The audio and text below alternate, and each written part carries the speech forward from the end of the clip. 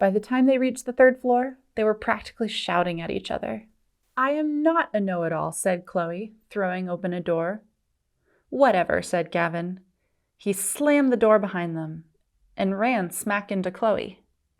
It was pitch dark. Chloe shrieked, "Where are we?" "This must be the side that's closed for the winter," said Gavin. He felt his way to the wall, shuddering as he brushed spiderwebs. He found a switch. A weak light revealed a long hallway lined with numbered doors. "Phew," said Chloe. "Okay, let's go back." She grabbed the doorknob. It came off in her hand.